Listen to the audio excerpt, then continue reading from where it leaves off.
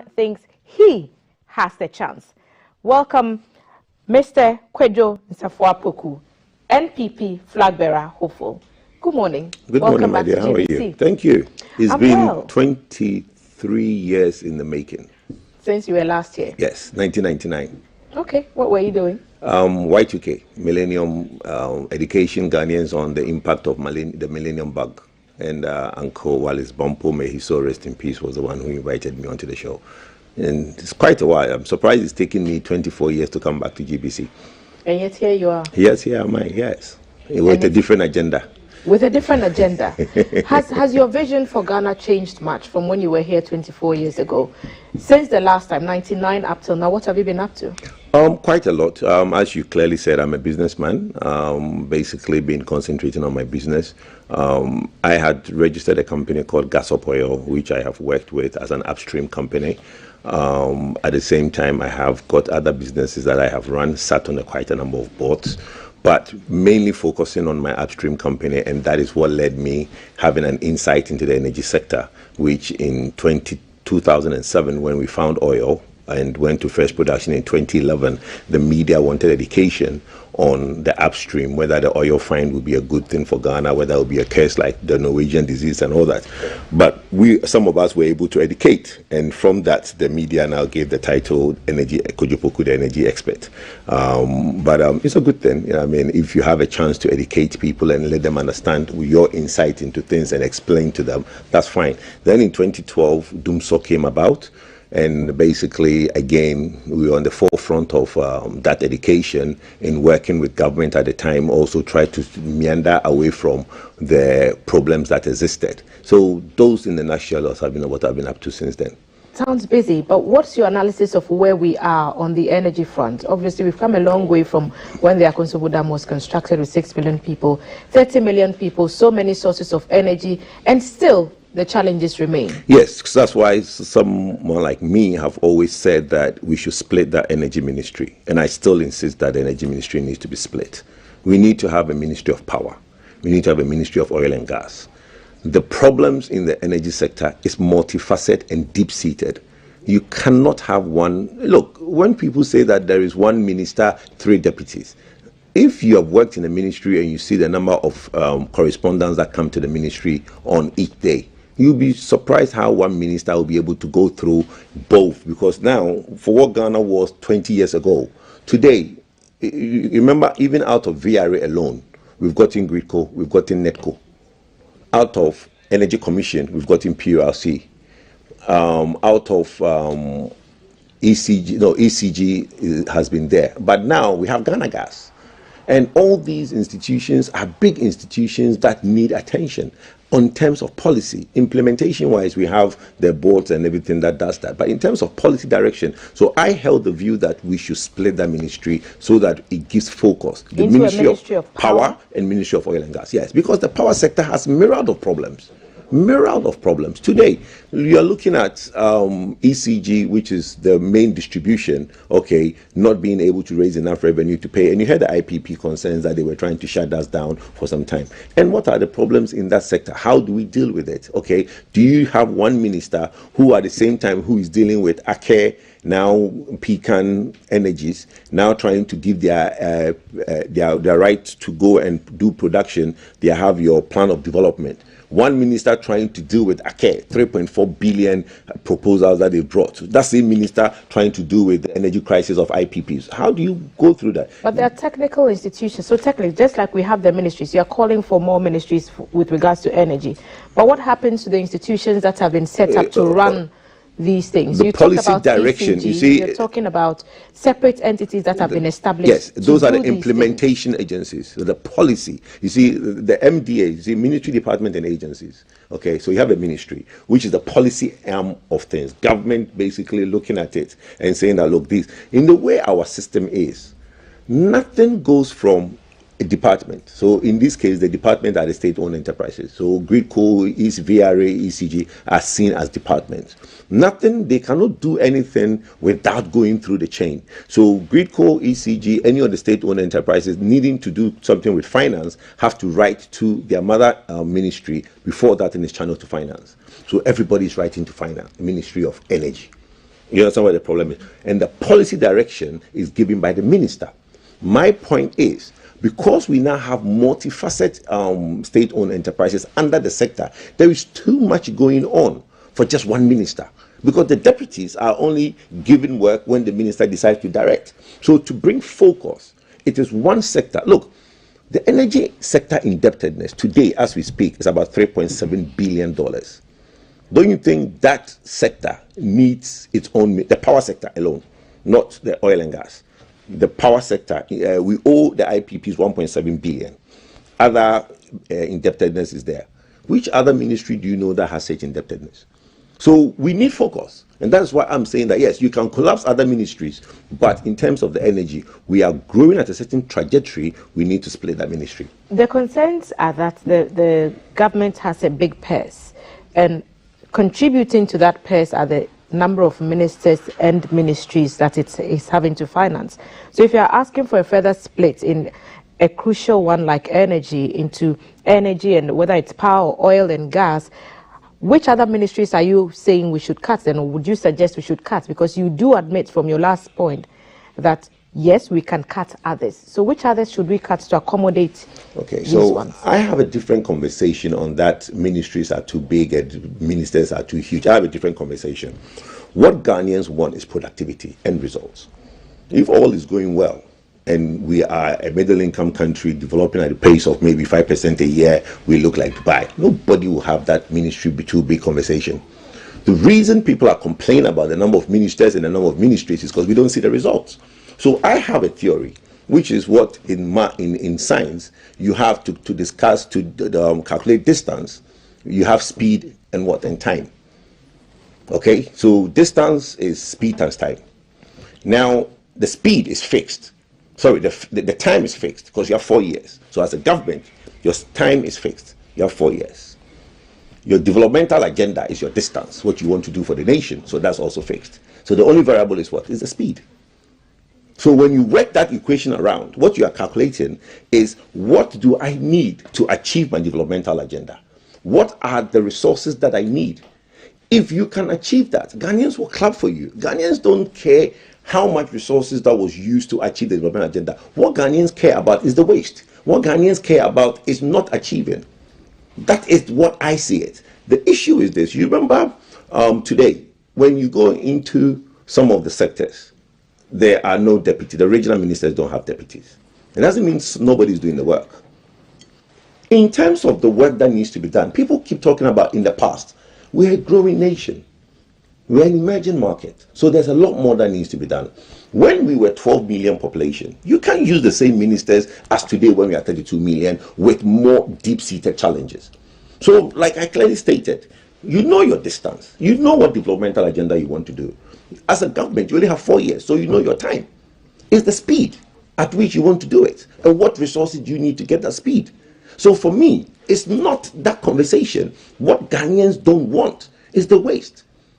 If we think that more ministers or more people going to do work, look at the remuneration and the KPIs, key performance indicators. That's what you look at. If I have a company and I need to expand, I will bring in more people, but I'm not just bringing in more people to double work on same positions. I'm going to bring in more people to look at certain positions and give them KPIs and review those KPIs. If they don't get the results, I sack. What's the Kwadwo Poku message? What's the offer you're making for which you expect NPP delegates, and if that goes through, Ghanaians to accept to be the next president? Reform. To be a presidential candidate of the party, you need to be a leader of the party. And for leader of the party, I really, everywhere I've gone to, I've preached reform. And I seem to have the only message that's really going down well with all the... More than the other 9? I can assure you more than Alan Chematin, more than the vice president. I don't want to mention names, but I'm the only one with messages that is sinking down well with all the constituency leadership. What's the message? Look, every political party is pyramid-shaped. The energy is from the base. If the base is weak, forget the top.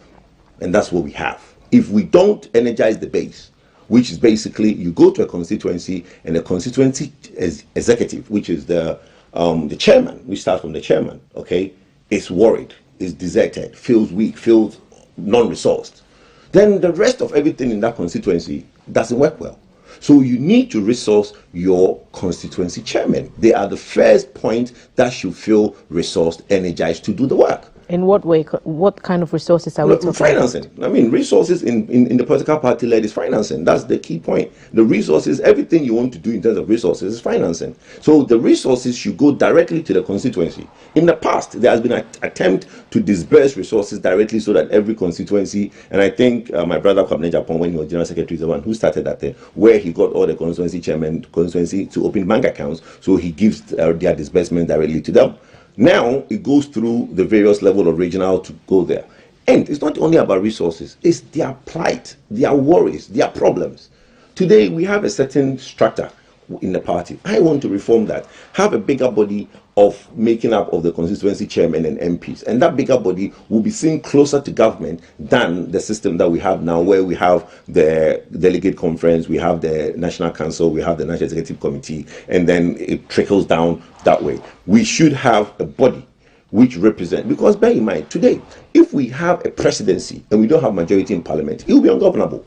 Okay, so for us to have more MPs, we need to work hard at a constituency. And that is my message. And that message is going fantastically well.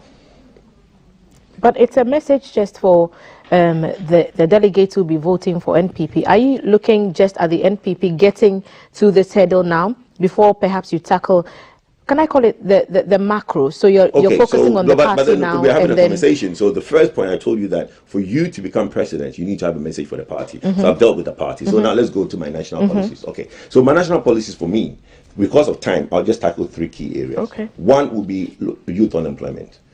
I think youth unemployment is one of the biggest challenges in this country. And I have 3 areas that I want to use to solve that. Skill training, entrepreneurship training, and creative arts.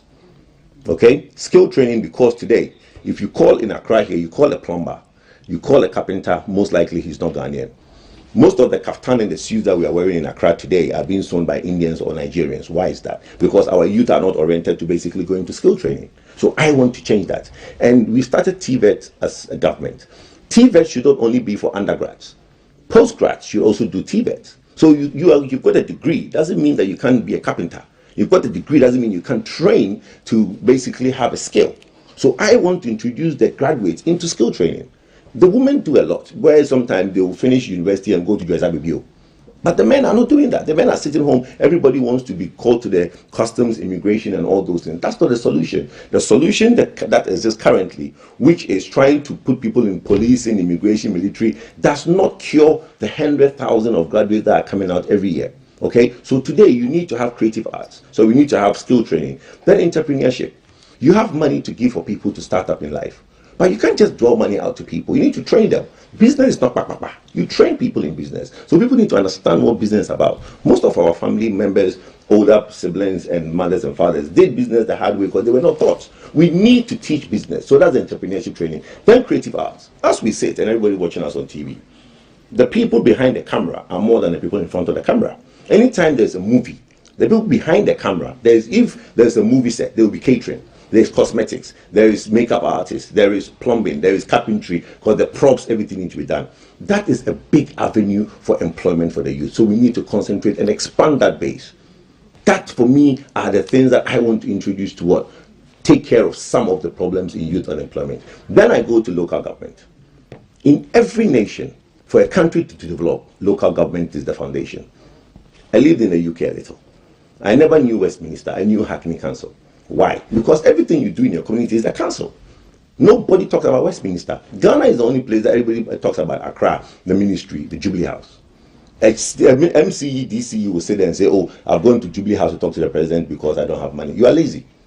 Because there is what you call IGF, internally generated fund. I want to change the local government formula. Why is that? There are rural part of Ghana. Because there's no development, there's migration into the big cities. Now, when we distribute common fund, what do? We give common fund to the MP common fund to their MPs. But I think that rural Ghana should get more common fund than urban Ghana.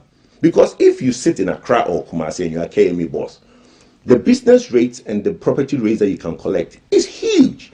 As compared to my brother who is DCE in Walewale or DCE in Binduri.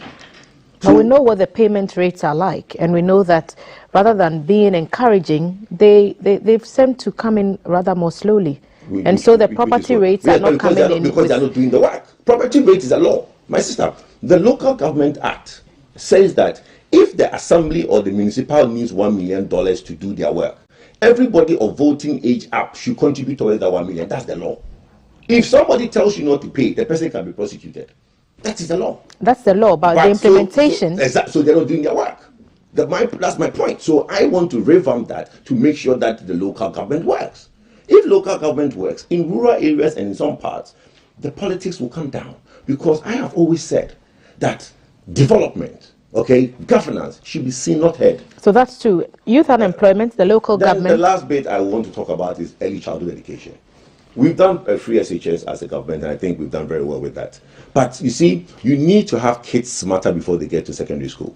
Kids get smarter if you take them early at the age 5 or lower. So we need to have a good curriculum for nursery. We need to have a good curriculum for primary.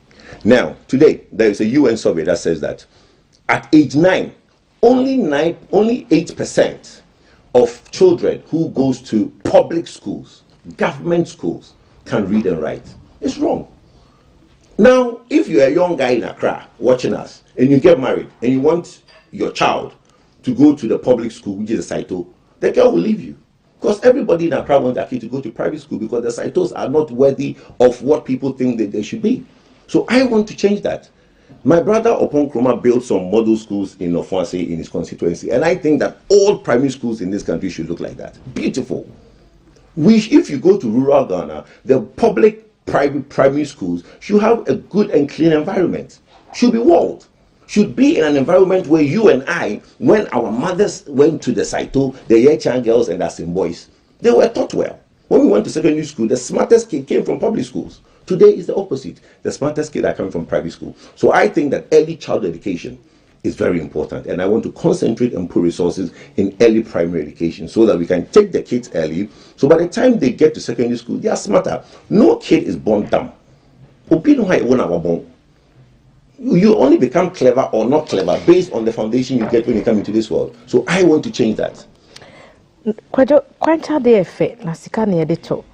We know that the ideas, we can have the most brilliant ideas, but if the sources of fundings are not secured in enough quantity to execute the project, then there's a problem. We've had all these nice vision and the ideas before, but how do you intend to finance it? We are already way beyond we are living way beyond our means, and the monies are just not coming in. Okay. Why are you going to raise the money? And I've been a businessman for over 22 years. And when it comes to business financing, those are some of my strengths. You always, as a nation, you always have to leverage on what you have within the nation. Okay? Now, under the Rawlings regime, we started divestiture. Why have we stopped divestiture? A lot of institutions that is owned by government today should not be owned by government. And I think that I hold strongly that view that a lot of things should be divestiture. Like which ones? Well, look, Gapoha. Why do we own Gapoha 100%? What is the need of owning Ghana Ports and about 100%? There are companies that are interested in buying Gapoha from us. GBC that we sit in today. Have you seen the real estate of GBC? Huge real estate. When I entered here, I was amazed at the real estate of GBC. Why do we need this real estate for GBC, for TV and radio? This was a 1965 institution. In the next 60 years, do we think we need this infrastructure, this whole real estate for? So we need to have a divestiture program. And I'm not only talking about GBC, the prisons. But for some of these institutions, they were brought into being by laws. Yes, but I'm not saying scrap. No. The laws and then no. When you say divestiture, I'm not saying scrap the institution. Divestiture means bring in private sector participation. So privatize, Gapoha, privatize GBC. Private sector participation. Private sector participation does not mean give it 100%. During his John Ejekunku time, he did private sector participation for SIC, GWEL, and Ghana Commercial Bank. Today, they are good for it. If SIC government had owned 100% by now, it would have been dead. If GWEL was owned 100% by the government today, it would have been dead. But these institutions, because of the private sector participation, is now the leading institutions in the country. So what I'm saying is that let's look at divestiture again. But let's not look at divestiture in the way that it was done in the past, where government cronies were buying properties from because it's being divested. Okay, let's do a real value for money divestiture where the government, the state will benefit from the diversification of assets. We can get a lot from there. Then, secondly, you said we are overstretched, but the oil and gas upstream, most of the indebtedness we have today is because of our upstream oil find. The books we took to go and get the bonds, we said that we found oil. Give us 10-year money. In 10 years' time, we'll have gone from 180,000 barrels to 300,000 barrels so we can pay back the money. Today, from the 180,000 barrels, we are back to 120,000 barrels. So some of the things I have put out there is that because I have a deep-seated and deep knowledge in the upstream oil and gas, Kwadwo Poku, when I'm president, will be able to move that production to 500,000 barrels. And if we move it to 500,000 barrels, half of our problems are solved. And we have the oil. Not that we don't. We have the oil. Just that politics have not helped us advance that production. We'll be winding down this conversation, but when you look at the scope of what you want to do, what challenges do you anticipate? Who do you think would be among your colleagues, your good friends, would be your most competitive challenger in the race? In the race, I have not really listened to a lot of them to know what their policies are, so I don't really see a challenge. Everybody has their plans. I think in terms of going out there and giving out my messages, I have basically put on my message there. I have not paid attention to what others are doing, so I don't know what the message. So I don't really know who I think is a threat. I don't see anybody as a threat because I don't see there's any advantage that anybody has over me. We are all in the same boat and we are all fighting for votes. So beyond the Congress that delegates would vote at, do you think that the NPP is poised to break the 8? 100%. 100. I have always looking said at the current economic challenges and how far we've come and where we're going. Yes, we will salvage it. It will be salvaged. Don't let anybody. So it means something is broken. Oh, are we delusional? We are not. Everybody from government to the president to all minister appointees have admitted that we are going through challenges. We are at IMF, aren't we? So who is delusional? Nobody is delusional. But we are going to look. It's a curve. Okay, you either go through a U curve or a V curve. We are going to go through a U curve, which is we are at the bottom, we are climbing back up, but we are going to come back better. So we are going to put measures in place, and we are putting measures in place to make sure that we come out stronger.